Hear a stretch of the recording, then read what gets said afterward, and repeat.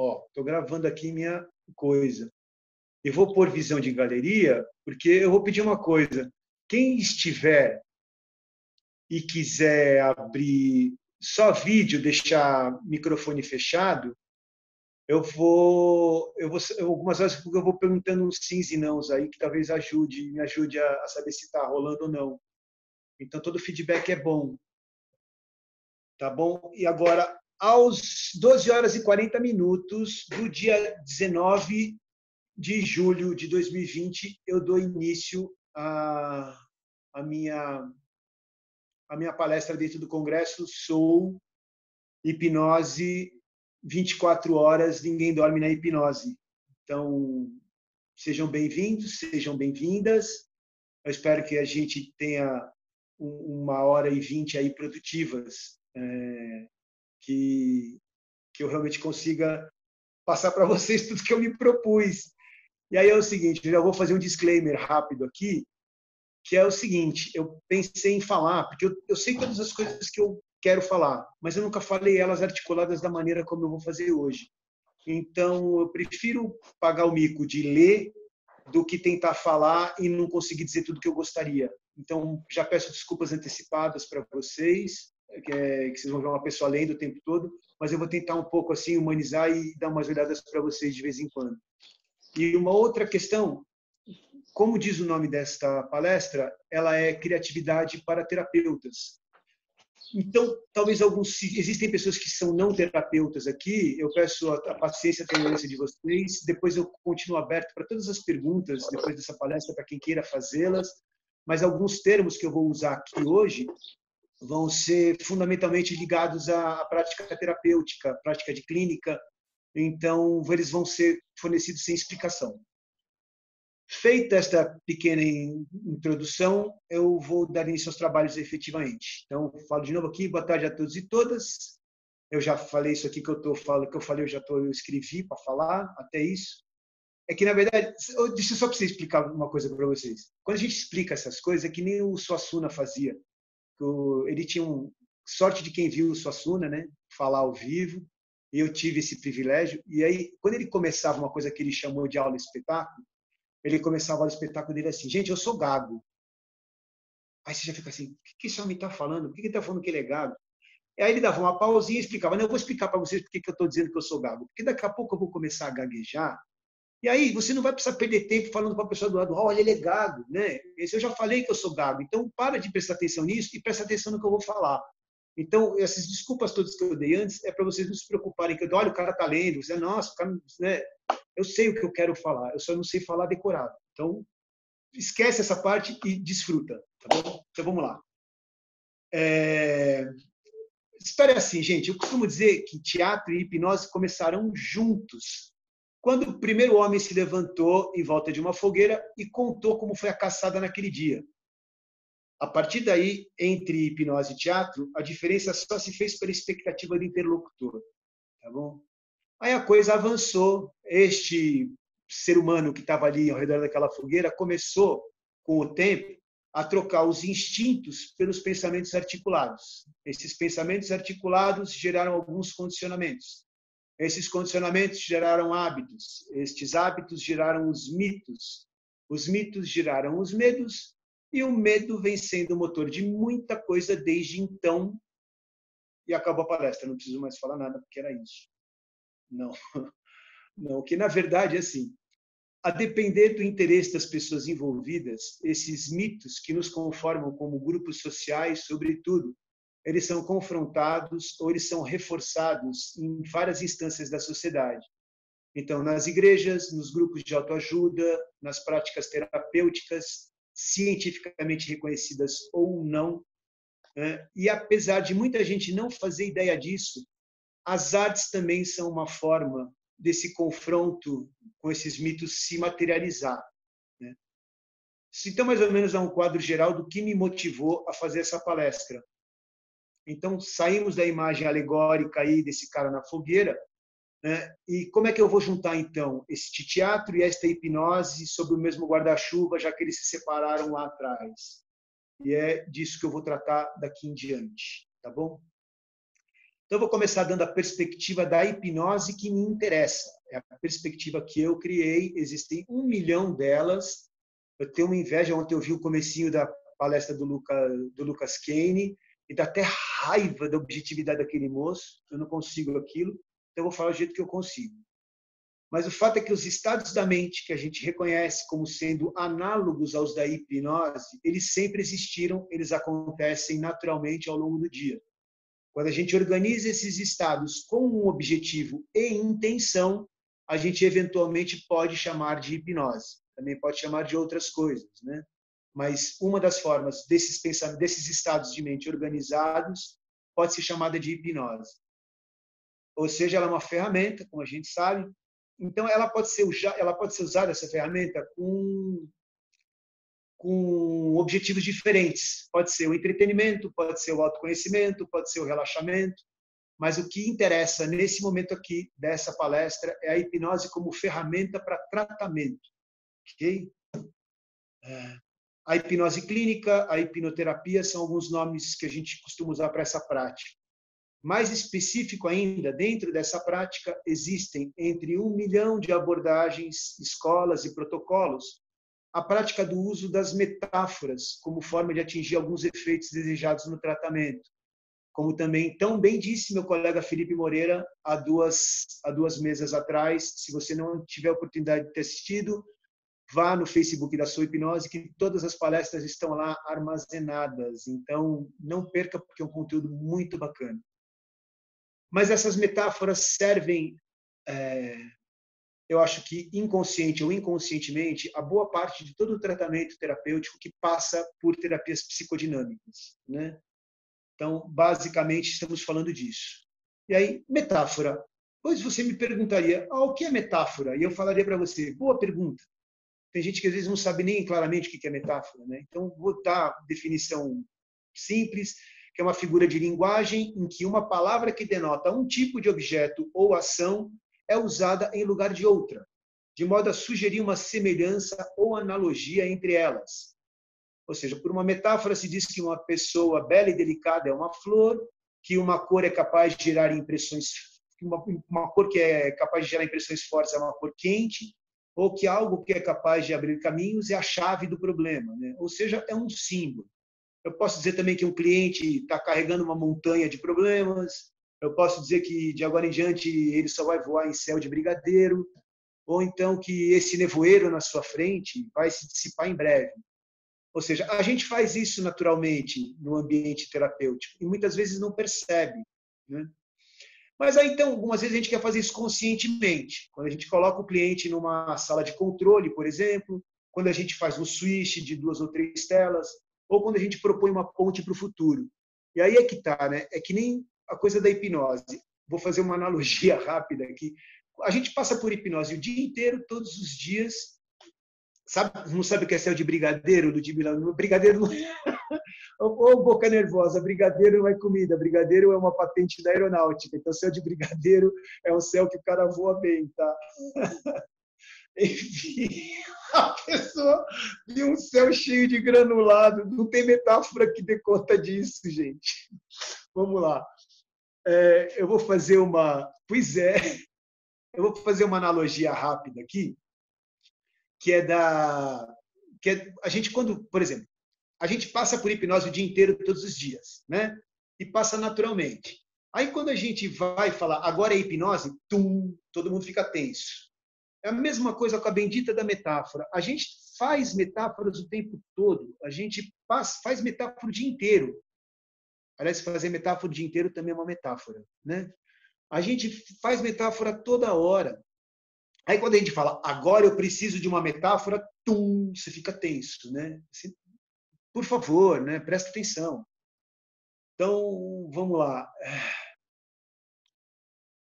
Aliás, enfim, no que eu acredito mesmo é que a eficiência dessas manobras, aí no caso, quando a gente se propõe a fazer a metáfora, ainda que elas sejam boas, e no caso da clínica, quando você tem intenção, elas podem ser potencializadas na medida em que o terapeuta se apropria dos diferentes níveis de engajamento que essa metáfora pode propor, tá bom?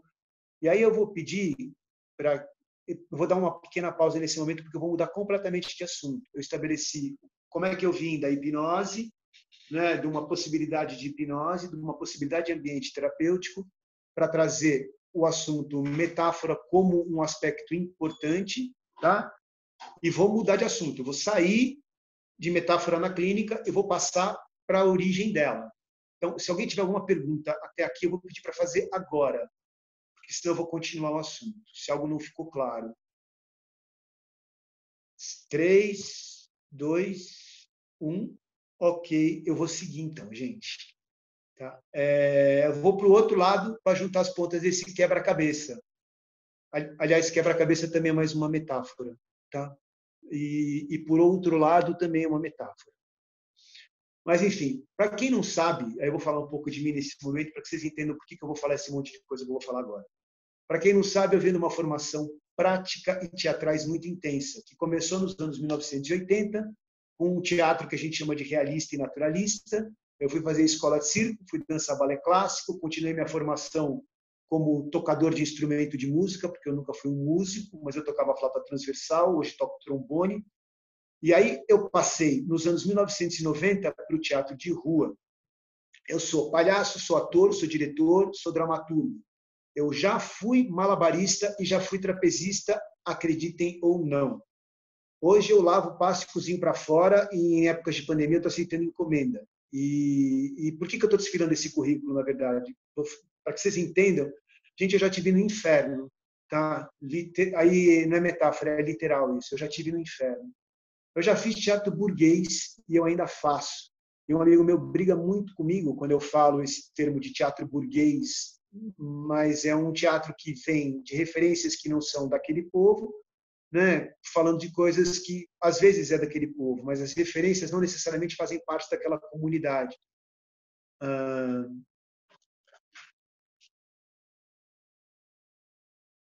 Respondido, Neide?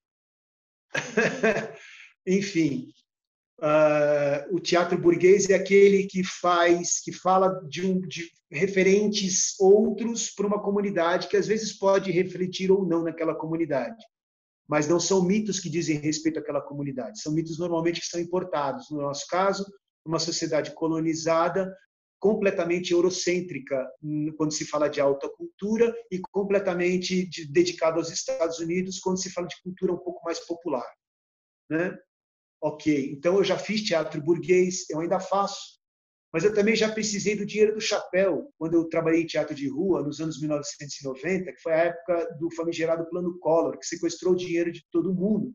Eu precisava do dinheiro do chapéu. Isso fez toda a diferença na minha vida. Uma coisa é passar o chapéu porque é bacana, é chique fazer teatro de rua, e outra coisa é precisar deste dinheiro. E aí, eventualmente, eu posso conversar disso também algum dia, que eu adoro essa conversa. Mas eu também, gente, já me apresentei dentro de presídio, eu já toquei flauta para criança em estado de choque em UTI. Isso para dizer que, literalmente, eu já fiz de um tudo, gente. Tá?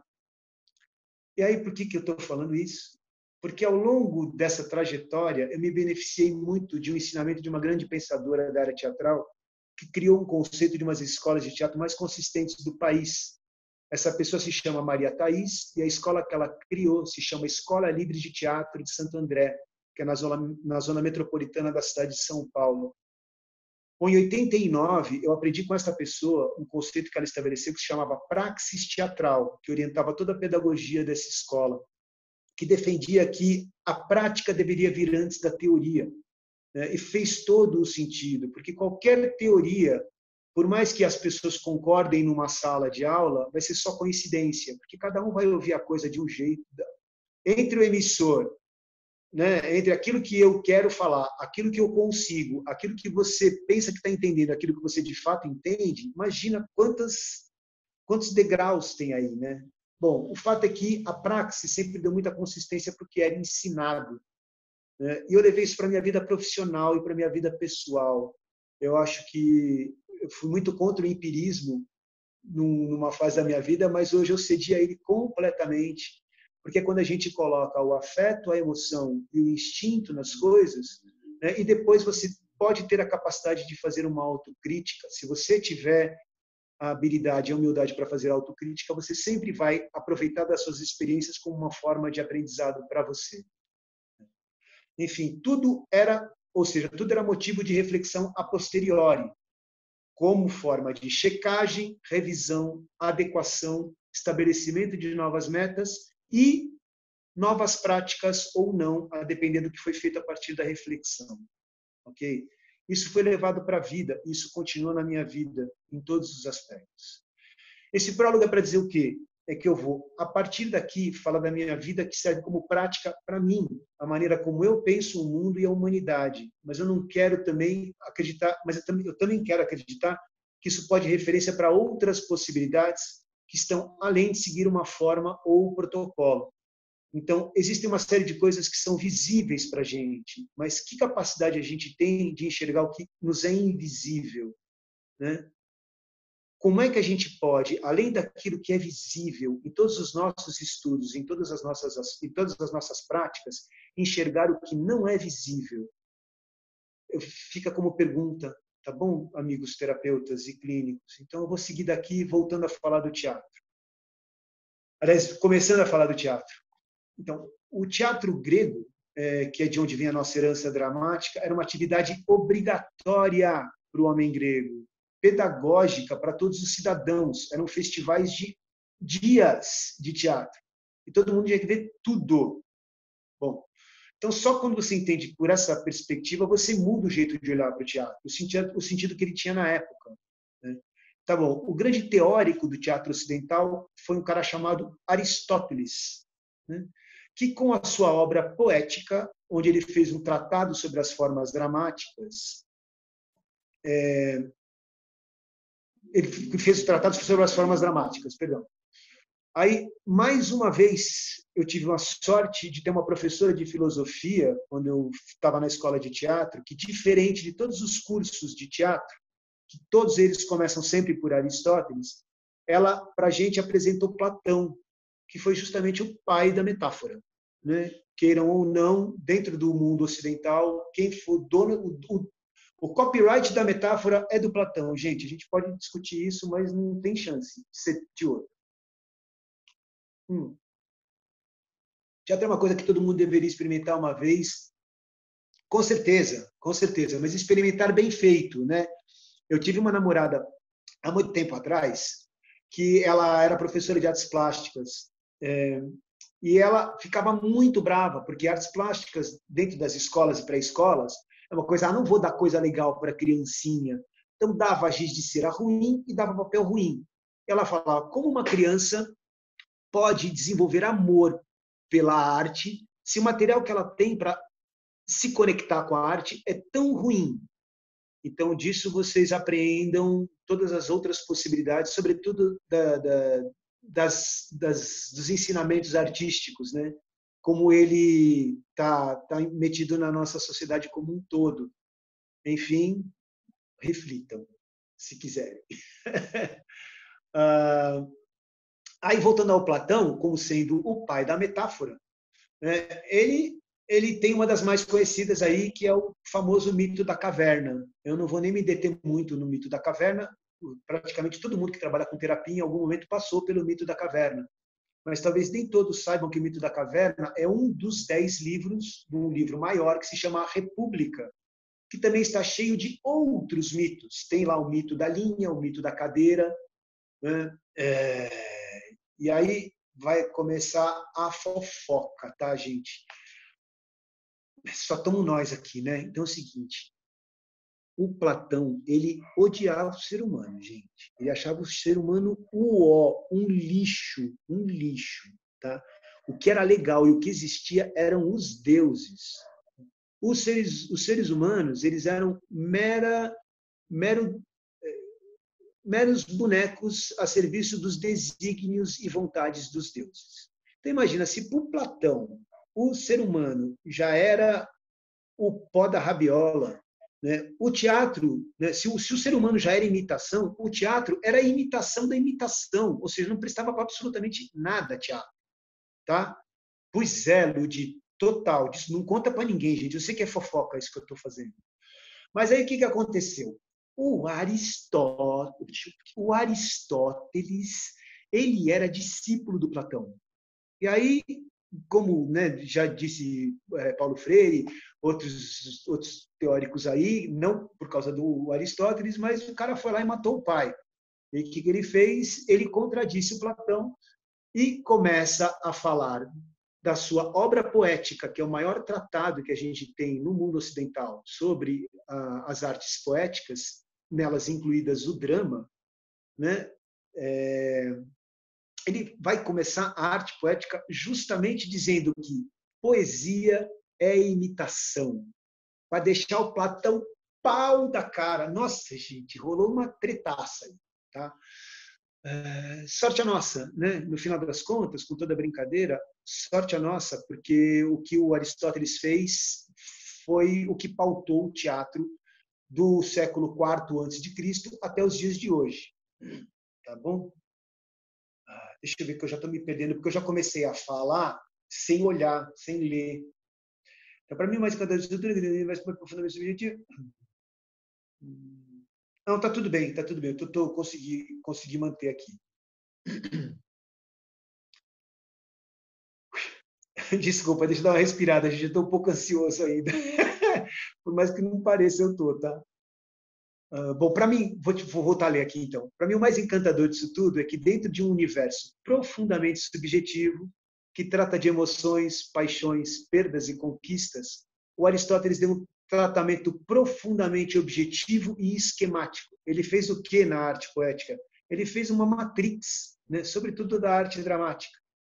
A gente já explodiu, tá? A sociedade contemporânea já explodiu a proposta da poética, mas para uma elite. E quando eu falo elite, não tem nada de pejorativo. Quem explodiu o contexto oferecido pelo Aristóteles é uma elite, porque são poucas pessoas. São poucas pessoas que fizeram esta revisão para poucas pessoas que consomem esse tipo de revisão que foi feita. Ok? Tá? Então, basicamente, isto. Voltando, então, para essa matrix que nos foi oferecida pelo Aristóteles, eu vou dar um exemplo dessa estrutura para vocês. E ela está bem aqui. E agora eu tenho que fazer um compartilhamento da minha tela assim que eu achar. Cadê? Está aqui. Eu dou um share screen. Está aqui. Só para vocês entenderem como justamente é uma matrix. Uma matrix mesmo. Aqui, ó. A gente tem aqui, ó, natureza da poesia é a imitação. Primeira proposta que Aristóteles dá. Quais são os elementos da poesia? Meio, modo, objeto, caracteres. Aí o meio é o quê? A linguagem verbal, elocução, ritmo, canto e metro. Elocução, para quem não sabe, é uma coisa que tem um nome ainda mais complicado, que é a melopeia, é a forma de falar. Então, quando eu falo com vocês em português, para as pessoas que, inclusive, estão na minha região onde eu moro, faz um sentido a minha voz. Mas para pessoas que são de outras regiões do país, por exemplo, as pessoas que são do Nordeste, que estão me ouvindo, a minha voz tem um outro sentido ainda que é diferente.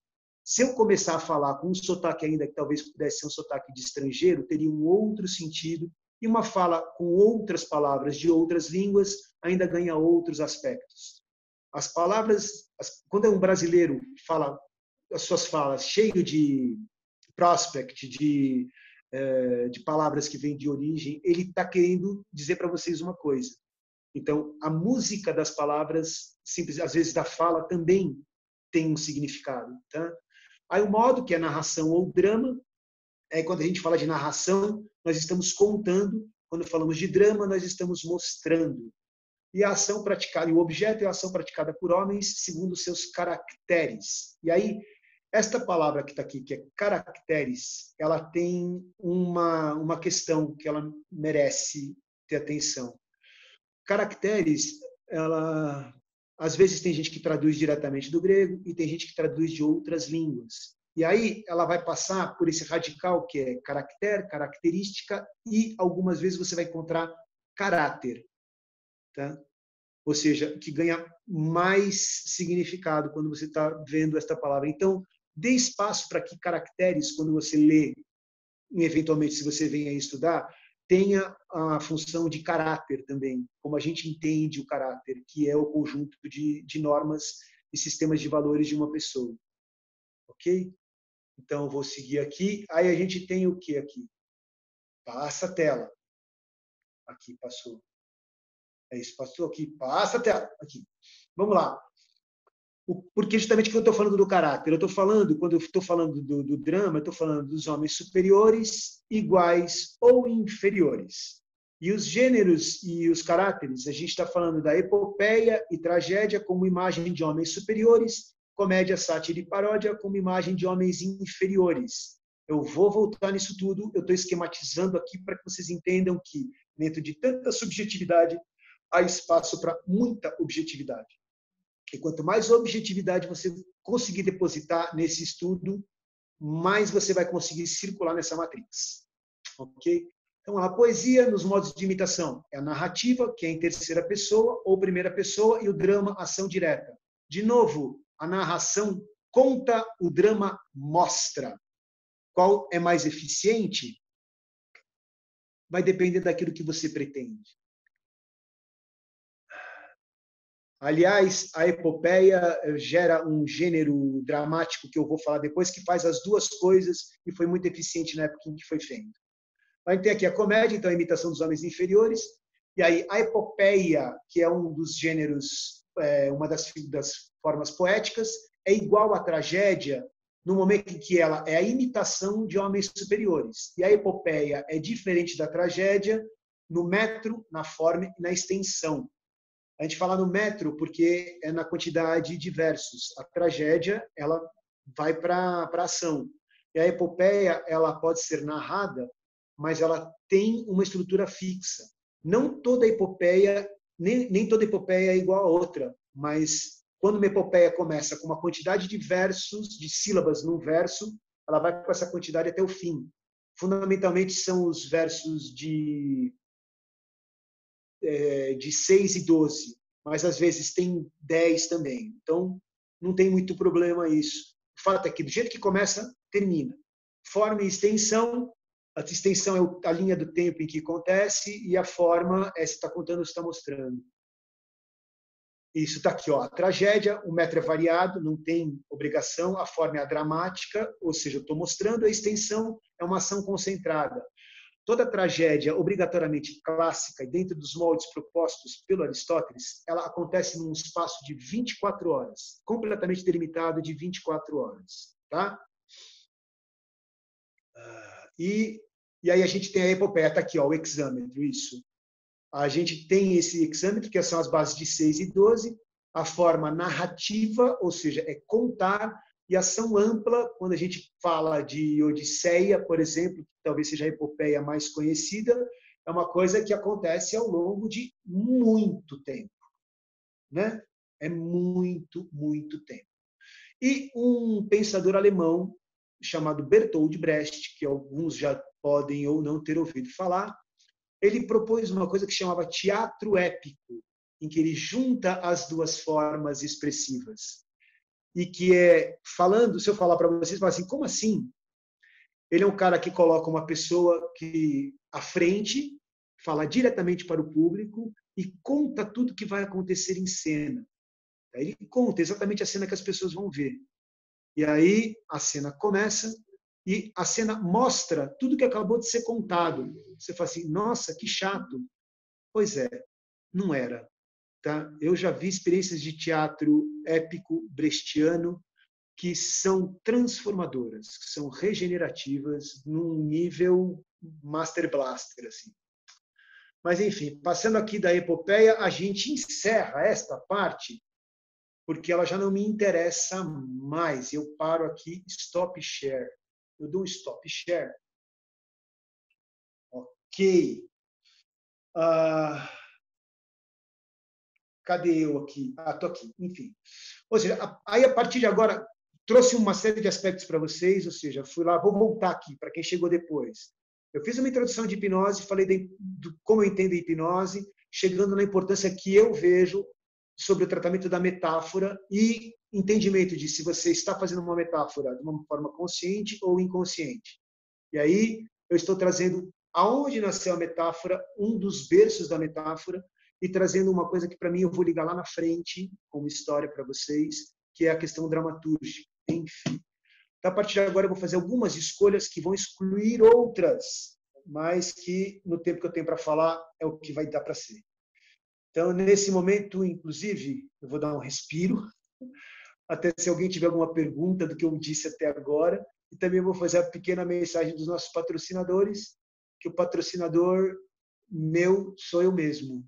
Então, eu vou falar para vocês que isso aqui que eu estou fazendo de uma forma bastante sucinta, para caber em 1h20, eu vou abordar num curso um pouco mais profundo, que eu estou querendo montar uma turma para agosto ou setembro. Quem tiver interesse por isso, por favor, me procura. Independente de participar do curso ou não, eu vou seguir à disposição para esclarecer qualquer dúvida que surja. Tá bom? Ei, Ana, você é uma linda. Tá ótimo. Cara, olha, não duvido não, Gela. Eu não duvido que a Erickson, com a voracidade que a gente entende de todas as biografias do Erickson, eu acho bem possível que sim. Muito, muito, muito, muito. Enfim. Então, eu vou continuar daqui, tá? Eu vou fazer uma pequena pausa, já fiz a pausa do patrocinador, então eu vou voltar à programação normal, sem vinheta.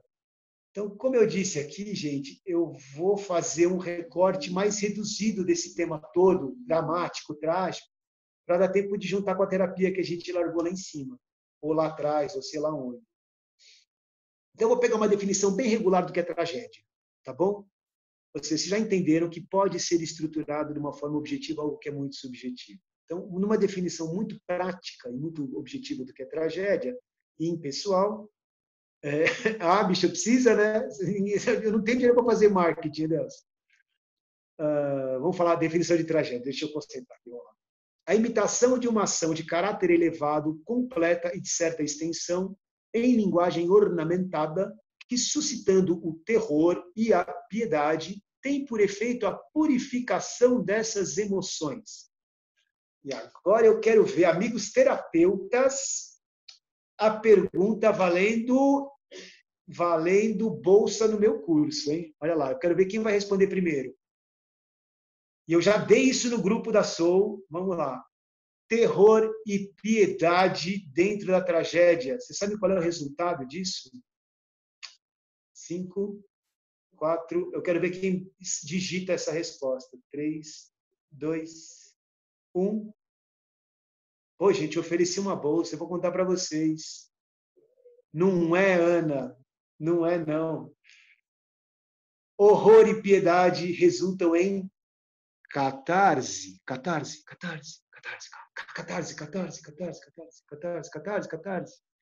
Pois é, turma. Pois é, Delson. Catarse nasceu lá na tragédia. Pois é. Não, vale a tentativa, tá tudo certo. Você falou, mas não digitou, já lá, não vai ter bolsa para você. A catarse nasceu na tragédia. Ela nasce como conceito na tragédia, no momento em que um herói, o herói trágico, se confronta com o horror de uma realidade que lhe foi apresentada por oráculos, a qual lhe foi comunicada antes de tudo acontecer. Ele vai, durante toda a história, quando ele chega e aquilo que do qual ele fugiu acontece, ele tem horror, ele se sacrifica ou ele se pune, aquilo gera piedade e esta piedade gera a catarse. Ok? É exatamente isso. É para isso que servia a tragédia. As tragédias serviam exatamente para isso. Agora, a gente volta, então, para a função fundamental da tragédia para o povo grego. Gente, a tragédia era pedagógica. Ela servia para contenção social. Ela servia para que aquela sociedade não vivesse em estado animalesco. Né? A gente está falando de 5, 6 séculos antes de Cristo. Tá? São outros conceitos. Né? Então, se você pensa que na democracia grega, que a gente tanto fala bem dela, homens, cidadãos livres, eram os únicos que se beneficiavam com a democracia, porque escravos, mulheres e estrangeiros E mulher incluía a mulher do cidadão, né? A mulher do cidadão grego também estava excluída dos benefícios da democracia. Então, o resto todo era lixo. Ou seja, a democracia, na sua origem, também nasceu para uma elite. Então, pensa aí, sem entrar em discurso proselitismo político, pensa se a democracia de hoje também não é para uma elite, né? Pensa se a democracia de hoje também, que fala de direitos iguais e todas essas questões, não beneficia apenas uma elite. Aí, encerrado o momento político desta palestra, eu vou continuar aqui falando, por exemplo, de uma outra definição que é um pouquinho mais próxima de nós, um pouquinho mais palatável, de um cara chamado Peter Zonde, que ele fala nisso no ensaio sobre o trágico, em que ele apresenta fala que a tragédia é a apresentação de um conflito humano onde a força das paixões se faz sentir, mas em que a intervenção do destino delimita a vontade dos homens. Subordinava-se à lei das 3 unidades, que essa foi proposta pelo Aristóteles, sendo elas ação, lugar e tempo. Ok? Vai guardando essas informações aí, gente.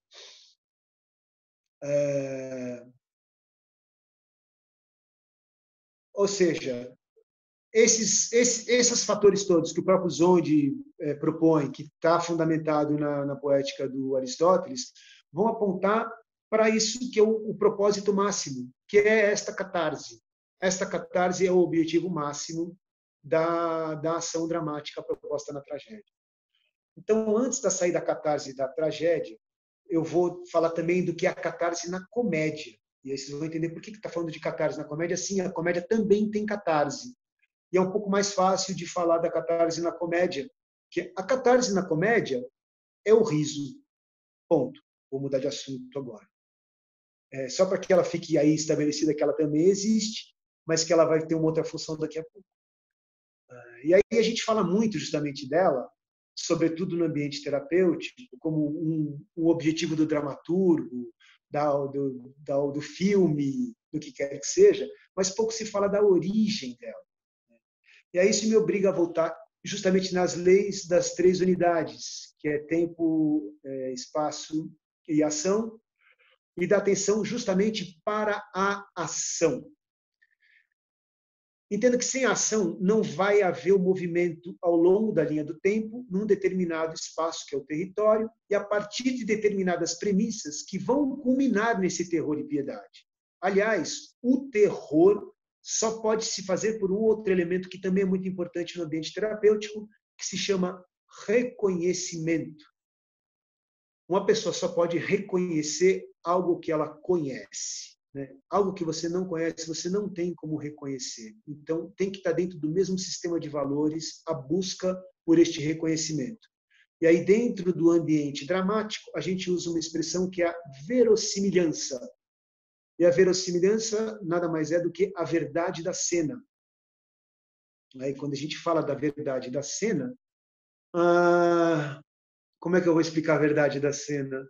É assim, algumas coisas que acontecem na vida real, a gente às vezes fala assim, nossa, se tivesse no cinema, ninguém acreditava. Pois é. Mas ao mesmo tempo a gente vai para o cinema, olha um cara com uma roupa azul, com uma cueca vermelha por cima da roupa, que voa, e a gente fala, beleza, acredito nessa parada aí. E aí você se dedica ou não ao filme. Isso é a verdade da cena, tá bom? É acreditar que um cara de cueca vermelha pode voar. Tá bom? Então, vamos lá, isso tudo vai juntar já daqui a pouco, gente, eu prometo, eu espero pelo menos. Eu falei da ação, que era um dos pontos que une a tragédia e a comédia, apenas porque na comédia a ação é usada para garantir para o espectador uma verdade imutável, que é assim que alguém se põe em movimento, ele está sujeito ao erro, independente das qualidades e dos motivos daquela ação. Normalmente são questões que são egoístas, que partem das necessidades pessoais. E aí, na comédia, a gente sempre vai tratar, como falou lá no esquema do Aristóteles, dos baixos, dos homens inferiores. Ou seja, a comédia vai tratar basicamente de 3 temas: da fome, da vontade de fazer sexo e da escatologia, da necessidade de fazer xixi e cocô. Tá? Se você pensar o seu repertório de piadas, retirando as piadas que são um pouco mais políticas, um pouquinho mais de nonsense ou de outra ordem, boa e grande maior parte das piadas que você conhece passam por esses 3 temas, que é fome, sexo e xixi e cocô. Não tem muito mais do que isso. Na tragédia, a gente vai falar dos altos, é do pescoço para cima. É a ação que surge da necessidade, que vem de sentimentos nobres e pensamentos elevados. Mas o que coloca tanto o homem da comédia, o que coloca ele são essas necessidades. E o que coloca este homem superior no movimento? Né? Porque simplesmente ter pensamentos elevados pode fazer com que esse cara seja um nihilista e ele vai sentar debaixo do mar e vai esperar a morte chegar. Né? Então, tem um conceito para a sociedade judaico-cristã incorporar em relação à tragédia que é um pouco mais difícil, que se chama hibris. A hibris, no conceito fundamental da tragédia, é a falha trágica. É a tradução mais impessoal que existe para isso. Porque tem gente, né, já aqui do Ocidente, um pouco mais contemporâneo, que chegou a traduzir a hibris como sendo o pecado do herói trágico. Tá? Talvez, numa análise mais aristotélica, a gente pode passar, olhando os escritos fundamentais, você pode entender que é um orgulho ou uma arrogância que levam ao declínio do herói, ou pode ser entendido como a impossibilidade de fugir ao seu destino, como está proposto com mais clareza no Peter Zonde. Tá bom? E aí eu vou exemplificar, talvez fique mais fácil exemplificar. Todo mundo conhece o Édipo Rei, do Sófocles, porque o Édipo é a história que mais representa o modelo clássico de tragédia que o Aristóteles propõe. A gente normalmente conhece quem estudou. Ah, que bom, então, mas eu vou falar rapidamente. O Édipo, o que é? É um cara que é avisado pelos oráculos que ele vai matar o pai, que ele vai transar com a mãe dele e vai ser rei. Né? Ele fala, nossa, eu não posso fazer isso. O que ele faz? Ele foge do lugar onde ele acreditava que tinha um pai e uma mãe para não cometer isso que para ele era um absurdo, né? Para não cumprir o seu destino que foi avisado pelo oráculo. Só que o que ele não sabia é que ele era adotado. Né? E aí ele vai, mata o pai no caminho de Tebas, vai lá, casa com a Jocasta, transa com a mãe. Quando ele descobre isso tudo, ele fura os próprios olhos, porque tudo que ele, já que os olhos dele não conseguiram enxergar aquilo do que ele foi avisado, eles não serviam para nada. Ele fura os próprios olhos. Nossa, eu me emociona só de falar. Pois é, ele mesmo se pune. Ele fura os próprios olhos, gerando horror e piedade, e aí vem a catarse. Imagina, gente, eu conheço essa história, pelo amor de Deus, eu estudei essa história em vários aspectos, fazendo teatro, ou quando você estuda o mínimo de psicologia, quando você passa por complexo de Édipo, e eu ainda me emociono com isso. Que inferno, enfim. Desculpa. O fato é que, se é por arrogância, porque alguns dizem que ele simplesmente negou o fato de ver que estava matando o pai ou de ver que estava casando com a própria mãe, alguns podem dizer que ele foi movido pelo destino que o colocou nessa situação. Tá?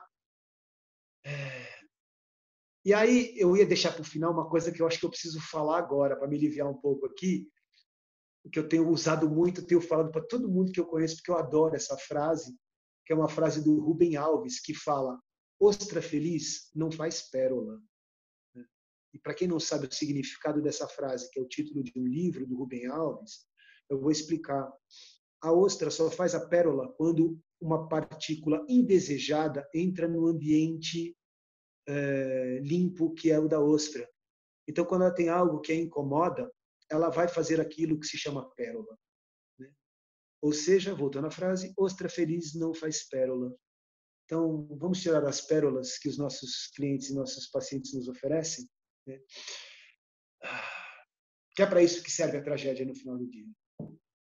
Aí eu vou dar um salto no tempo, tá? Eu vou sair da Grécia Antiga e vou para aquilo que eu acredito que é o berço de todas as vanguardas no Ocidente, seja na arquitetura, no pensamento e na sociedade, que é a Alemanha. Na virada do século XVIII para o XIX, e vou falar de um moço porreta, que se chama Hegel. Okay?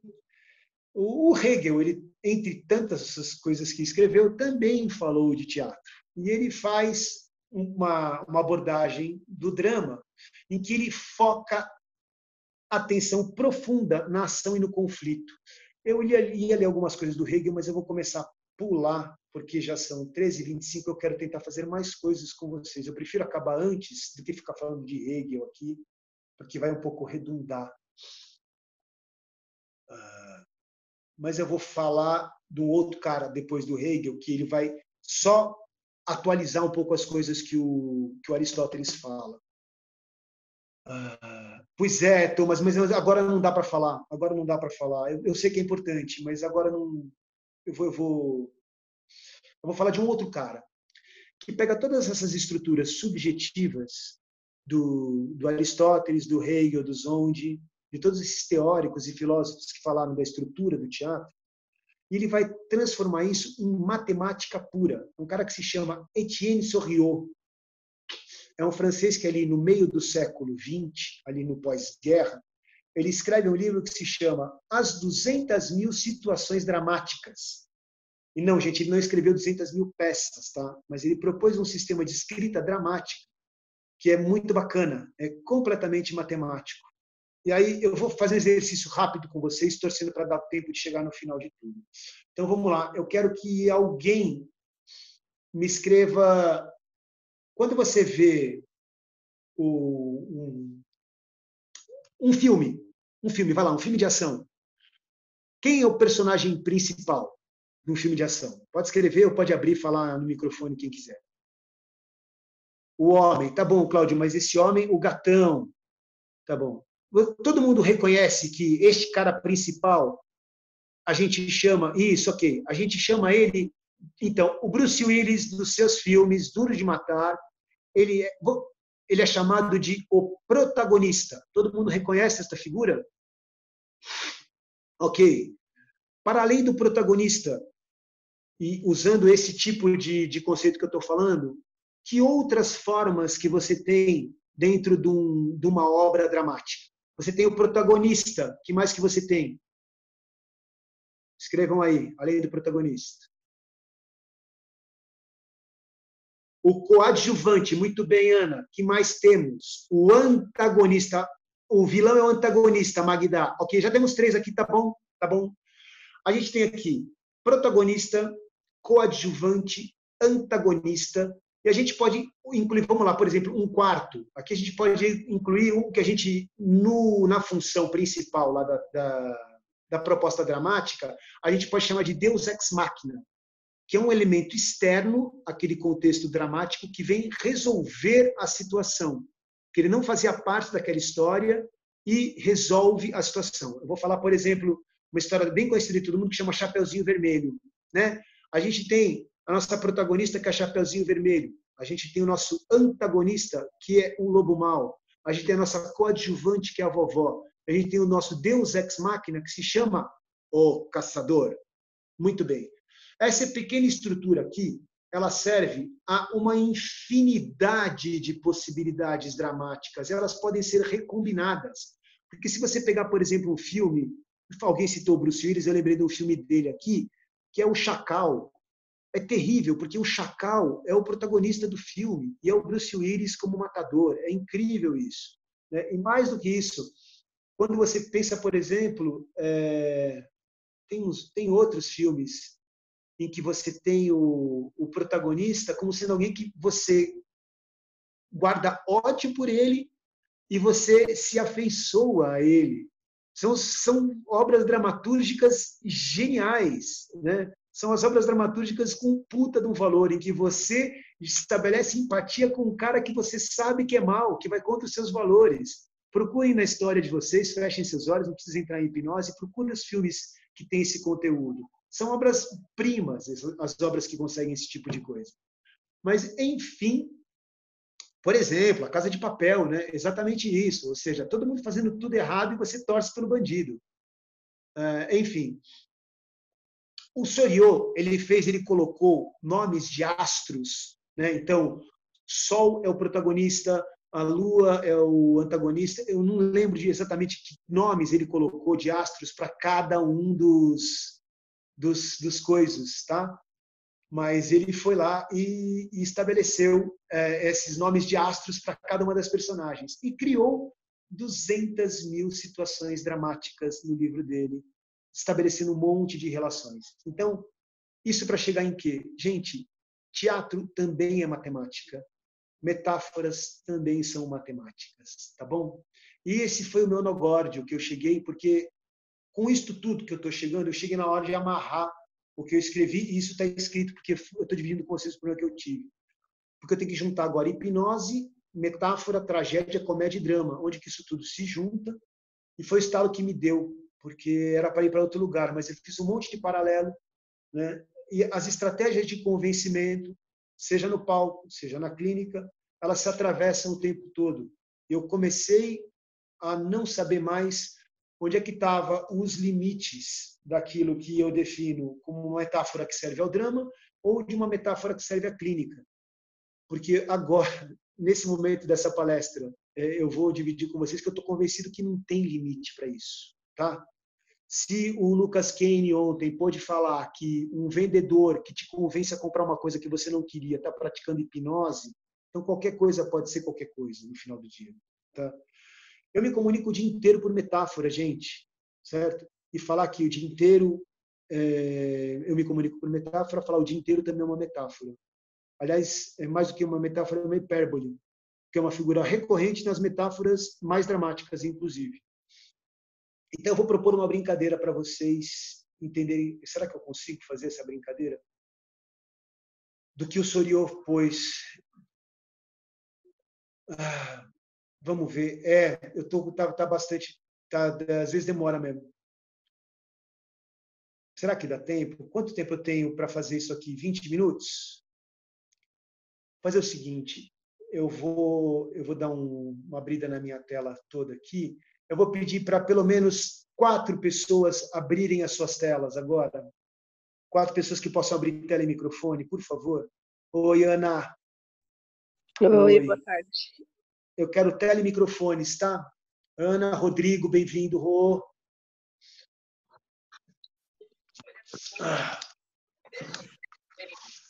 Edelson, bem-vindo. Cláudio. Ok, tenho 4 pessoas, já tá bom. Ana, eu vou te pedir, todo mundo é terapeuta aqui? Sim. Tá bom.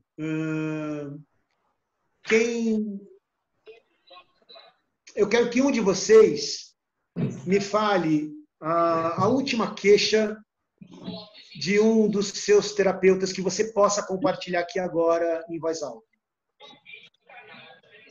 Do terapeuta ou da nossa terapia? Como é que é, Cláudio?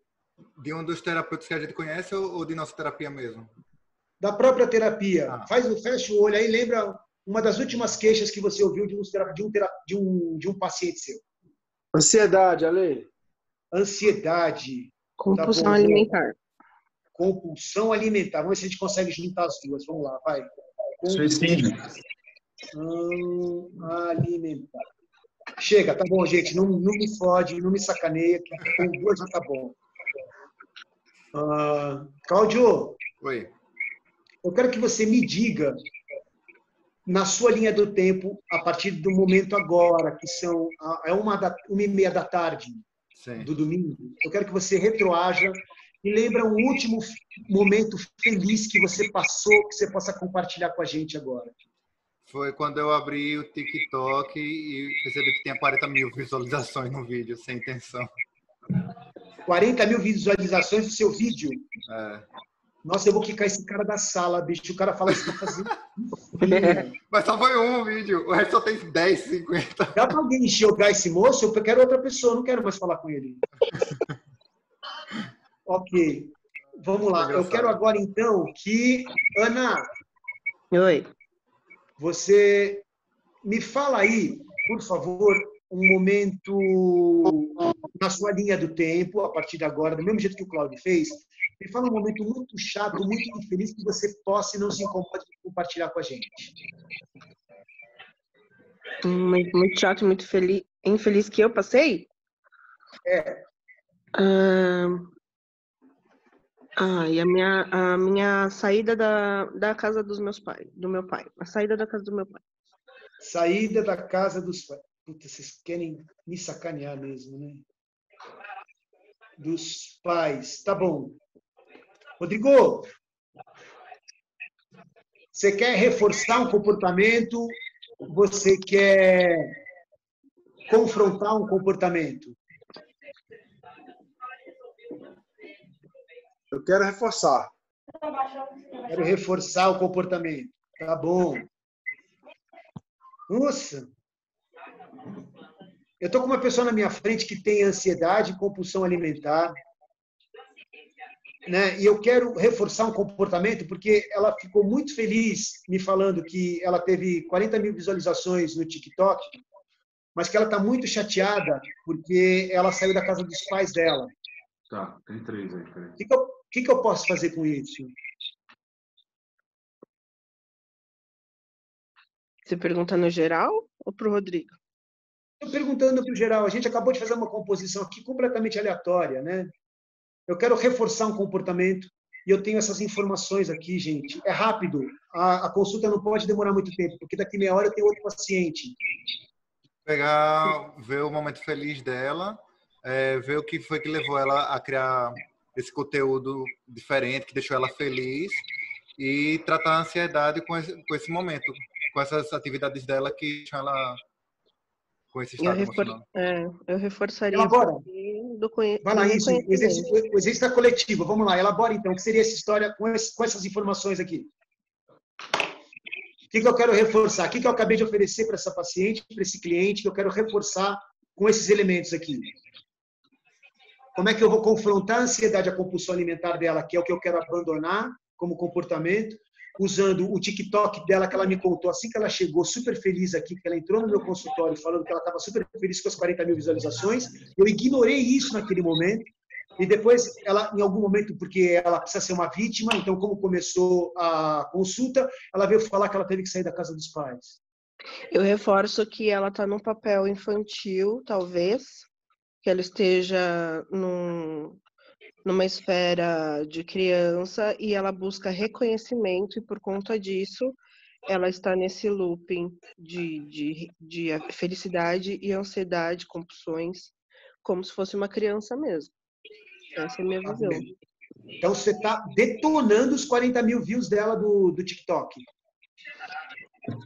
Porque no caso, ela também fala um detalhe. Ela fala que está feliz por 40 mil, só que de forma aleatória. O vídeo não teve nenhum objetivo, nenhuma finalidade. De todos que ela já teve. Eu acho que nesse caso aí, mostraria para ela que a saída da casa dos pais teve um ponto positivo, que foi ela abrir uma criatividade ou conseguir se expor para outras pessoas e usar isso como um reforço de argumento mesmo, que foi uma boa saída para mostrar essa independência dela. E aí ela pode usar isso para tratar essa ansiedade, essa compulsão alimentar que a ansiedade está causando. Tá, então talvez sem desfazendo o que, porque o que a Ana colocou, ele vai para um outro lado, né? A gente pode pegar e falar assim, dar um presta atenção no cliente, falar assim, mano, você vai sair dessa situação, você sai das suas casas, sai da casa do seu pai e da sua mãe, tá reclamando disso, mas você tá aí feliz da vida com um vídeo de TikTok, você vai continuar sendo vítima. Mas não era esse o objetivo, Ana, o objetivo era fazer um reforço. Então, talvez o reforço seja muito mais dentro do que o Cláudio está propondo agora para a gente, do que o que você apontou. Sem desfazer do que você apontou. Se o objetivo é dar reforço, o Cláudio ganhou o joinha, você volta uma casinha no jogo.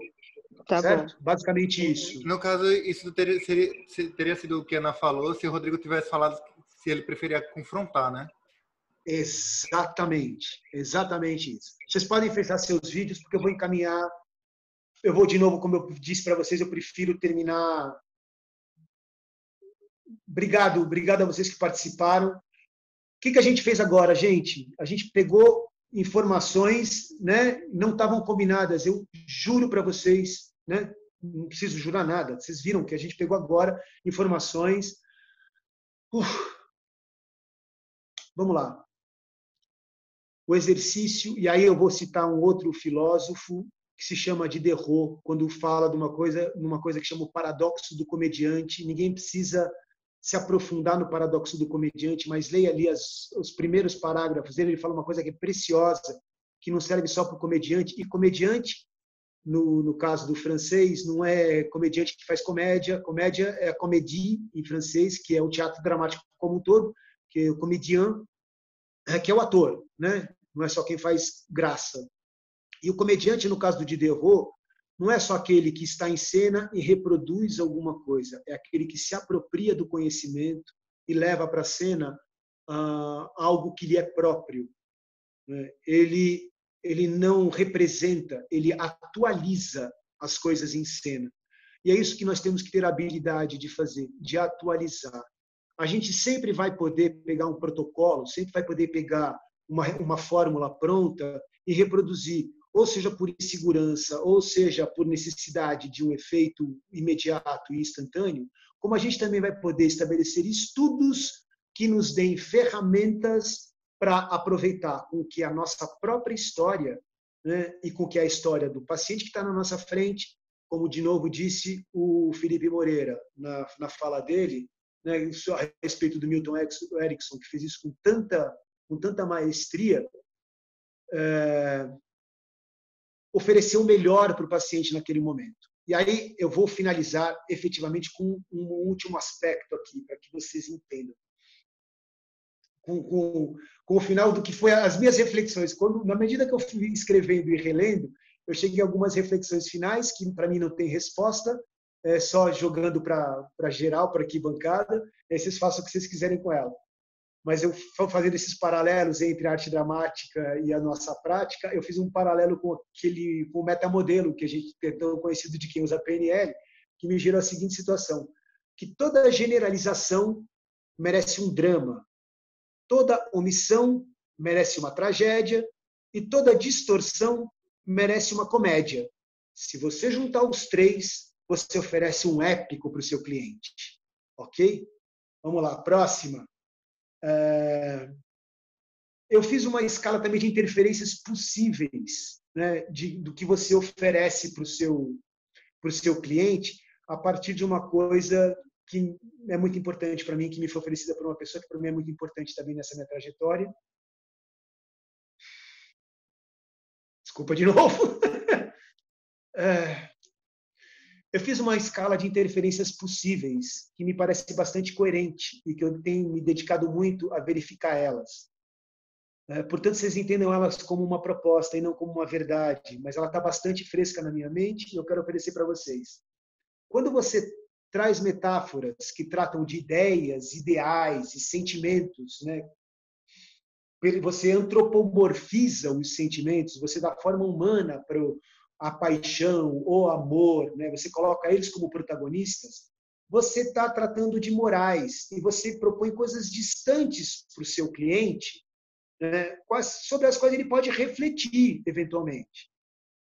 Se nas suas histórias você vai tratar de pessoas e pessoas outras, terceiros, você está tratando de humanizar os acontecimentos. Ou seja, você está tratando daquilo que a gente chama de pensamentos dissociados, sobretudo para quem trata com hipnose, que são coisas que estão fora do seu cliente, mas que ele eventualmente pode reconhecer ou não, né?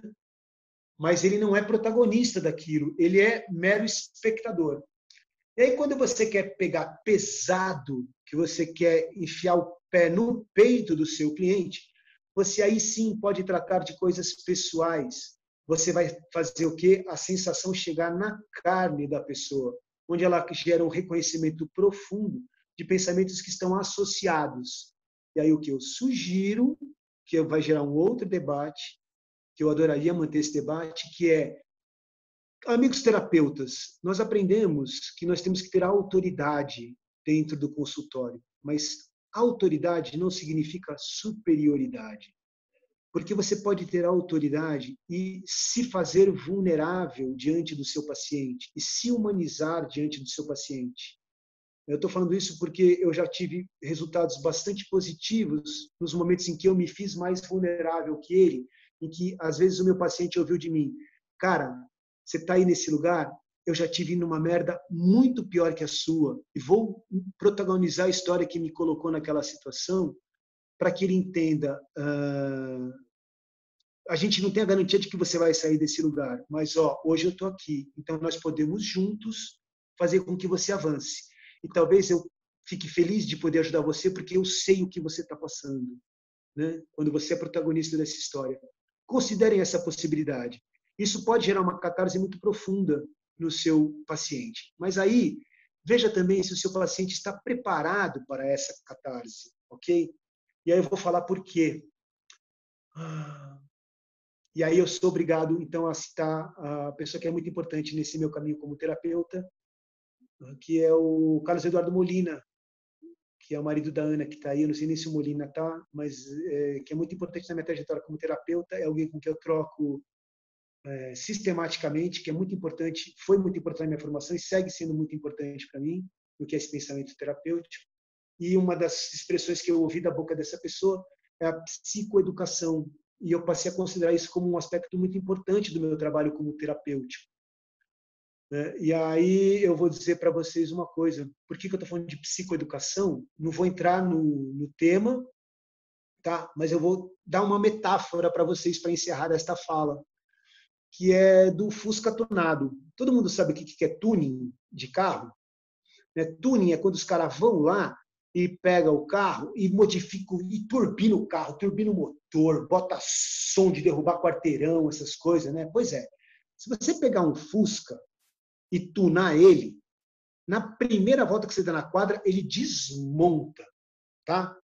Mas para você poder tunar um Fusca, o que você tem que fazer? Você tem que reforçar a suspensão, você tem que reforçar todas as soldas, você tem que reforçar toda a estrutura desse carro, para daí você poder colocar um super equipamento de som, poder turbinar o motor e poder botar esse carro com uma parte elétrica genial, com som, com farol, com o que for.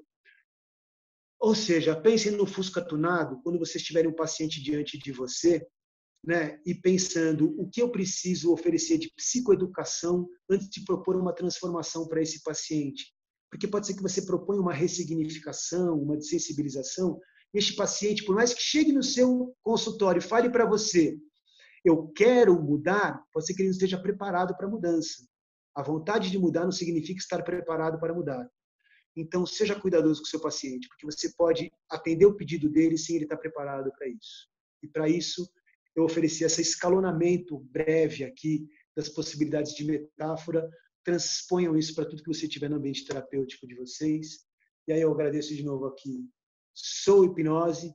Vou agradecer também, mais uma vez, ao Molina. Vou agradecer a uma pessoa bastante antiga nessa história toda, que se chama João Shira. Não sei nem se ele vai ver isso, mas eu preciso falar do nome dele, porque foi um aluno meu que hoje ele é maior de idade, ele não era maior de idade na época, que foi a pessoa que me ensinou hipnose e que fez um divisor de águas na minha vida, que fez iniciar a trajetória que me trouxe até aqui em relação à hipnose. E outra pessoa também que é muito importante nessa trajetória se chama Wilson Vasconcelos, meu companheiro Gelatina, que foi o meu parceiro de arte dramática, que me apresentou uma série de pessoas e situações dentro do mundo da hipnose que também me possibilitaram estar aqui. E o pequeno recado institucional, que é falar da Sou Hipnose, juntem-se a esse movimento que é absolutamente fantástico, gente. É a tentativa um pouco de horizontalizar tanto a prática como o pensamento da hipnose, né? Abrir mão um pouco dessa necessidade de sermos as autoridades, sejamos as autoridades em outras instâncias, mas não entre nós. Entre nós a gente pode compartilhar um pouco mais. Aproveitem o espaço da Soul, está aí disponível para todos. Enfim, eu sei que em algum momento talvez eu devesse ter aberto para perguntas, mas não deu. A gente tem mais um tempo, gente? Se quiser fazer pergunta, sei lá. Por mim, eu encerrei, gente. Eu estou exausto. Tem 10 minutos, então. Alguém quer fazer alguma pergunta? Eu não sei se... Pode fazer qualquer pergunta. Sei. Em agosto e setembro, Ana. Agosto e setembro eu quero montar uma turma e fazer um curso mais aprofundado sobre isso. Eu vou aproveitar 10 minutos. Ai, gente, eu vou tomar água. Nossa, tô assim.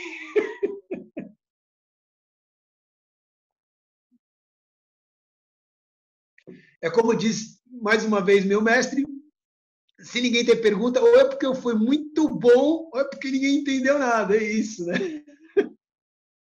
Obrigado, Peloso. Ai, Peloso, você tá aí, bonitão. Que legal, que legal. Puta, Cláudio, obrigado. Obrigado mesmo. Gente, como eu falo de todas as salas, a respeito de todas as salas da Soul, esta sala não termina, ela se interrompe apenas, né? Que na próxima vez que a gente voltar a falar desse assunto, em qualquer circunstância, que seja a continuidade disso que foi criado aqui, tá bom? Eu vou chutar a sala, então. Pode chutar a sala, Rô, pode chutar a sala. Eu vou agradecer de novo, eu sigo à disposição. Que venham os próximos, a gente tem até o final do dia. Tchau. Ale. Molina, você tá aí, seu viado. Eu tô aqui, tô te escutando já desde o começo, cara. Caramba, você... que vergonha. Que vergonha, você tá maluco, cara? Você é um exemplo, bicho. Assim que você abrir o curso, eu quero. Deixa eu fazer uma pergunta para você.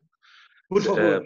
Para quem te conhece, para quem já te escutou falar sobre como lidar ou como criar, como você acabou de fazer. Você pegou 2 cenas aleatórias, 40 mil no TikTok, mais uma saída da casa dos pais e provoca uma analogia em cima disso, um isomorfismo em cima disso. É contação de história, Lê? É isso? É contação de história, storytelling. Isso ajuda muito. E, só para complementar, o que na sua vida você julga como crucial? Bom, foi isso aqui que pôde me proporcionar ou potencializar a habilidade de pegar conteúdos, juntar e transformar na coisa verossímil para que a mente possa entender e criar a moral da história. Eu vou te falar pela segunda pergunta, chama teatro de rua. A necessidade do teatro de rua me obrigou a encarar uma realidade que não tinha opção. Entendam uma coisa, quando uma pessoa para ver um espetáculo de rua, ela não tem nenhuma obrigação de estar ali. Então eu tenho que convencê-la muito para que permaneça ali. Eu tenho que fazer aquela pessoa ter a nítida sensação de que, se ela for embora daquela roda, ela vai perder alguma coisa que ela nunca viu e nunca mais vai ver de novo. Este exercício me fez vender geladeira para esquimó, Molina. Esse exercício me foi inspirado pelo cara que pula o aro de faca na Praça da Sé. Esse cara já virou um franchising. Eu duvido que as pessoas aqui nunca tenham visto esse cara que vende banha do peixe elétrico, fala por horas e mantém uma roda de 50, 60 pessoas fechada por 40 minutos sem fazer absolutamente nada antes de pular o aro de facas. E só pula o aro de facas se conseguir no chapéu uma determinada quantidade de dinheiro. Isso, para mim, é a minha inspiração. Tá? Respondendo a sua segunda pergunta. A primeira pergunta, storytelling é uma das técnicas. Tá? Eu acho que todas elas se juntam. É isso que eu falo. Dentro do storytelling, sendo uma boa técnica, que é o visível, onde você vai encontrar o invisível? O que está além do storytelling?